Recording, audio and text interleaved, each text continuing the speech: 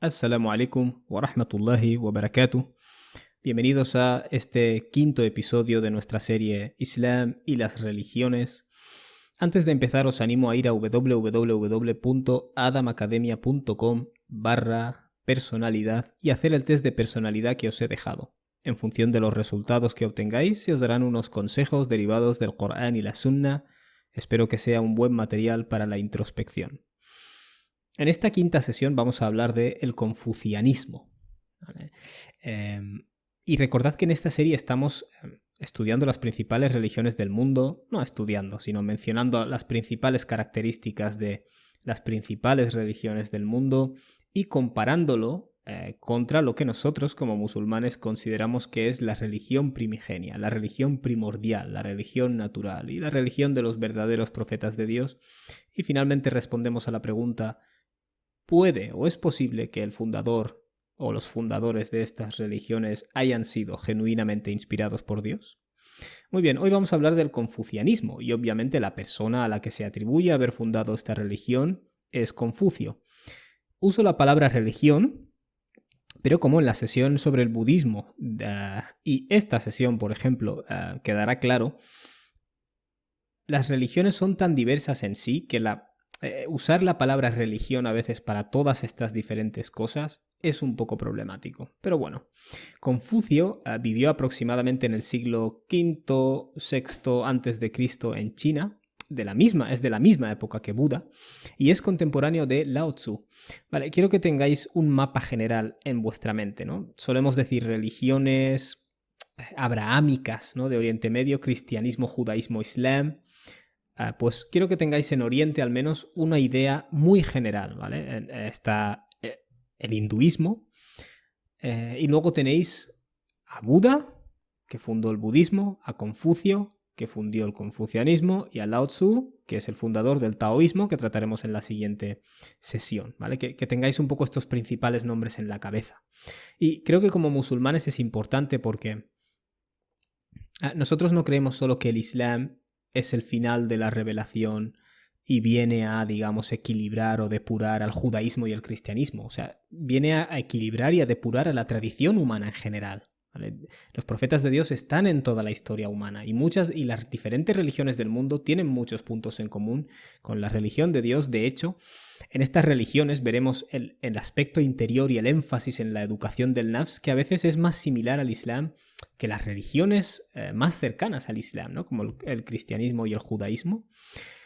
Entonces, se dice que Confucio servía en el gobierno, pero se desenamoró de los lujos y de las pasiones a las que éste se había entregado.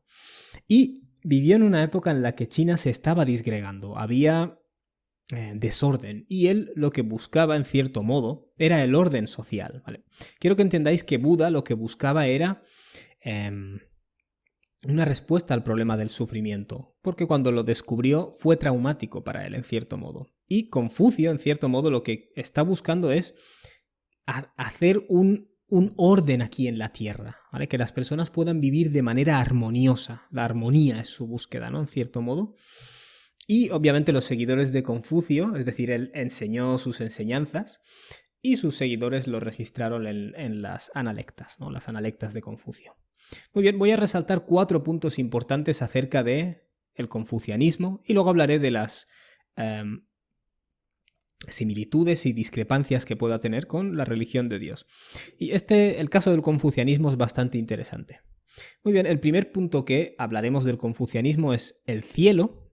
Y aquí digo cielo en mayúscula, ¿vale? Hay una cosa que tenéis que tener en cuenta, y esto pasa con el Corán también. Cuando en una traducción leemos la palabra cielo, es problemático, porque en el español de hoy la palabra cielo se refiere a la atmósfera, ¿no? Básicamente donde están las nubes.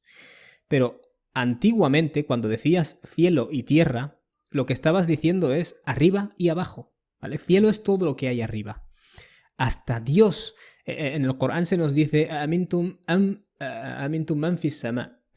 ¿Tenéis acaso la idea de que aquel que está en el sama, refiriéndose a Dios? Claro, muchas traducciones te ponen aquel que está en el cielo, pero eso en castellano, especialmente en castellano moderno, es absurdo, ¿vale? Se refiere a aquel que está por encima, aquel que trasciende. Entonces quiero que entendáis que cuando en estas tradiciones clásicas se habla del cielo, ¿vale? Lo podríamos traducir en mayúscula, nos estamos refiriendo a todo lo que está arriba, ¿vale? Incluyendo lo trascendente, lo sagrado, ¿no? Muy bien, teniendo esto en cuenta. Punto número 1. El cielo, y aquí digo cielo en mayúscula, casi como una divinidad impersonal, ¿vale? Un sentido de trascendencia, pero más impersonal que cuando decimos Dios. El cielo, ¿vale?, es armonía, ¿vale? Y las fuerzas que rigen el mundo son obviamente una fuerza más pasiva y otra más... Es decir, una más receptiva y una más... una que da y otra más que recibe, o una más masculina y otra más femenina, como lo quieras conceptualizar, el yin y el yang. Y estas son las fuerzas que operan en el mundo, ¿vale? Entonces, a través de la interacción entre estas dos fuerzas, se crean las cosas en este mundo, esencialmente. El segundo punto es que los seres humanos traemos la armonía al mundo a través de dos cosas. La primera de ellas, la virtud moral, el tratar con bondad a los demás, ¿vale? Un poco lo que nosotros llamaríamos rahma, ¿vale? Ellos lo llaman rey, y luego otra cosa que llaman li, que es el ritual, la etiqueta, ¿vale?, que es bastante similar a lo que nosotros llamaríamos adab, ¿no? Adab quiere decir etiqueta, etiquetas de conducta, ¿no? Y el tercer punto es que en este mundo hay relaciones jerárquicas que se deben respetar, ¿vale? Hay una jerarquía que está arriba el gobernante y debajo el gobernado. Hay una jerarquía en la que está el padre y abajo el hijo. Hay una jerarquía en la que está el marido y debajo la mujer. Luego hay una jerarquía en la que está el hermano mayor y debajo el hermano menor. Y luego hay otra jerarquía en la que está el amigo y debajo el amigo, ¿vale? Y esto es curioso, ¿vale? Porque siempre en las amistades o en el compañerismo uno de los dos tiene algo que aportar al otro, ¿vale? Y viceversa en algunos casos. Sin embargo, fijaos, el mandato del cielo, en mayúscula, es de armonía, ¿vale? Vamos a ver aquí el cielo como casi una divinidad impersonal. Es armonía. Y nosotros tenemos que traer esa armonía al mundo a través de la virtud moral y de la etiqueta correcta. Entonces, en estas relaciones jerárquicas que he mencionado, se tiene que mantener el mandato del cielo. Es decir, no puede haber abusos de poder. El gobernante tiene que tratar con rahma, diríamos nosotros, con un trato moral y ético al gobernado, ¿vale? Lo mismo ocurre con el padre y el hijo y lo mismo ocurre con el marido y la mujer, ¿vale? El hecho de que haya una relación jerárquica indica que uno de los dos tiene un papel más de autoridad, ¿no? O de dirigir, pero eso no significa que sea un dictador, ¿no? Vamos a decirlo así, es importante tener en cuenta eso. Y el cuarto punto es que se da muchísima importancia al aprendizaje de la tradición y el estudio de los textos clásicos. Es decir, las personas tenemos que practicar, trabajar y cultivarnos a través de los hábitos y, en gran medida, haciéndonos valer de la sabiduría heredada, ¿no? Básicamente. Estos son los principales puntos del confucianismo. Y si nos pusiéramos ahora a analizar básicamente haciéndonos valer del Furqán, o haciéndonos valer del Corán como el criterio para discernir, llegaríamos a la siguiente conclusión. Realmente el confucianismo tiene muchísimos puntos en común con el Islam, básicamente. Especialmente, como he dicho, nos encontraremos en las religiones de esa zona, ¿vale? Del Oriente más lejano. Paralelos que llaman mucho la atención con el aspecto interior del Islam, que desafortunadamente es el que en Occidente menos se ha estudiado. Pero tenemos que tener en cuenta que no hubo interacción en gran medida, ¿vale? Y hay varios investigadores de las religiones que son taoístas o son confucianistas o son de esa tradición, de esas tradiciones, que se han percatado de las similitudes entre la espiritualidad islámica y la de su tradición, ¿vale? Y se han escrito bastantes libros sobre el tema. Pero ese es otro tema. Muy bien, puntos en común con el Islam es, en primer lugar, la armonía cósmica. No, perdón, el hecho de que la armonía cósmica se traduce en nuestro deber moral. Y esto me llama mucho la atención porque en el Islam, y este versículo lo he mencionado en algunas de mis últimas series, ¿no?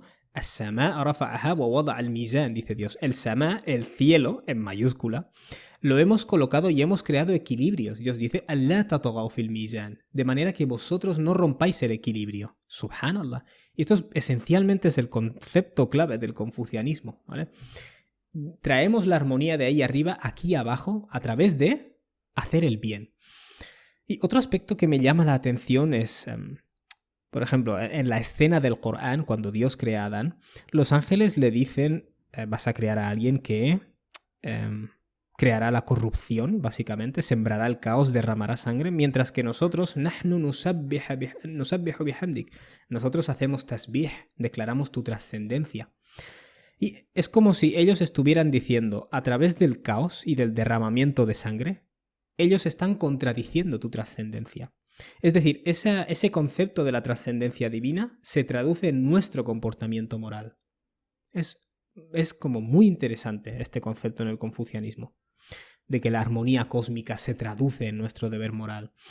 En segundo lugar, la importancia del rahma, o lo que nosotros llamaríamos rahma, el trato al resto de la creación en base a la equidad, y no solo la equidad, sino la bondad, hacer el bien, la misericordia, la compasión, la empatía, etc.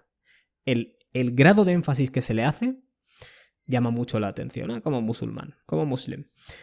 Otro punto en común es la importancia de las etiquetas, del adab. Para nosotros, por ejemplo, en el Islam es extremadamente importante que la persona tenga etiquetas de conducta, etiquetas hacia su maestro, etiqueta hacia sus padres, ¿vale? Que demuestre, esa educación se muestra en tus maneras y en tus manerismos. No sé si existe esa palabra en castellano, pero bueno. Luego, la importancia de la adquisición del conocimiento. O sea, los musulmanes desde el día 1 obsesionados con memorizar el Corán, transmitir toda la información posible del profeta alayhi salatu wassalam y de sus compañeros, y de los estudiantes de estos, y de los estudiantes de los estudiantes, y los primeros libros que se escribieron sobre cada disciplina, hasta hoy, manteniendo cadenas de transmisión. Y esa obsesión por, si pierdes la cadena, no tienes vínculo a tu maestro. Es un espíritu muy similar al del confucianismo en este caso. Otra cosa que me llama la atención es la importancia de las jerarquías. Prácticamente todo el confucianismo llama la atención. La existencia, el concepto de los gobernantes, por ejemplo. En el Islam existe una idea de que a fin de mantener el orden tiene que haber un respeto al gobernante, incluso si este gobernante no es perfecto. De hecho, una de las cosas que me llamó la atención investigando sobre el confucianismo es que existe un debate sobre si está permitido rebelarse contra el gobernante en cuestión, lo cual me llama la atención porque hay un paralelo con un debate similar en el Islam. Que en el Islam la postura mayoritaria es que no lo hay a menos que ese gobernante manifieste un rechazo de la verdad del Islam. Y lo mismo con el respeto a los padres y todo eso. Luego, otro punto que yo resaltaría es el trabajo de cultivación, la importancia de trabajar para cultivarte, ¿no? Que viene a ser lo mismo que nosotros llamamos tazkiyatun nafs, ¿no? El desarrollo o la evolución del yo. Y finalmente la crítica al solo pensar a uno mismo, al ego. Al solo pensar en uno mismo, quiero decir, al ego. A resaltarse solo a uno mismo. O sea, la importancia de la colectividad hasta cierto punto por encima de tu individuo, ¿no? Y en cierto modo en Occidente el confucianismo es muy contrario a nuestro estilo de vida aquí, porque aquí somos ególatras totalmente o individualistas totalmente, ¿no? No se valora el trabajo de cultivación, no se valora para nada la tradición, hemos perdido cualquier vínculo con cualquier tradición. Las etiquetas de conducta cada vez se pierden más, ¿no? Y la idea de que la armonía cósmica se plasma en deber moral, eso está totalmente abandonado. Por tanto, casi todo el confucianismo tiene mucha similitud con el espíritu interior del Islam. Si tengo que encontrar cosas que difieren del Islam, la primera de ellas es, de nuevo, una visión bastante impersonal de la divinidad, ¿vale? Hay falta de claridad acerca de cuál es nuestro origen, quién ha hecho esto. ¿Y cuál es el destino? ¿Cuál es el porqué final? El confucianismo es como si cogieras el Islam y todo lo que el Islam te informa del origen y el destino, lo quitas. Y todo lo que el Islam te dice de cómo comportarnos aquí y ahora, el confucianismo es eso, ¿vale? En cierto modo, sin excesos, pero básicamente es eso. Hay una falta de claridad acerca de quién ha hecho esto y el porqué. Se nos dice, estás aquí y esta es la forma de vivir aquí, vale, ¿pero para qué? ¿vale? Y esto es un poco lo que encuentras mucho en las tradiciones del Oriente más lejano. Falta algo de claridad. El hinduismo, por ejemplo, sí que tiene una divinidad, claramente, pero, insisto, estas otras tradiciones pues lo dejan un poco más, el tema más ambiguo. Y luego, por supuesto, no hay otra vida, ¿vale? No se nos habla de otra vida en el confucianismo, ¿vale? De nuevo, hay vagueza o hay, quiero decir, es vago o es... no hay información, hay falta de claridad, como he dicho, acerca de hacia dónde vamos, ¿vale? Sí es cierto que después del confucianismo surgió otro confucianismo, llamaríamos neoconfucianismo, que procede de la interacción con el budismo e incorpora algunos temas, ¿no? Y también un elemento de reverencia ritual, ¿no? Rituales de reverencia a Confucio. Pero esto es posterior, ¿no? Así que, habiendo dicho todo esto, ¿Confucio fue un profeta? De nuevo responderé, si nos basamos exclusivamente en lo que se nos llega atribuido a él, parece que no. Sin embargo, todo el sistema del confucianismo es,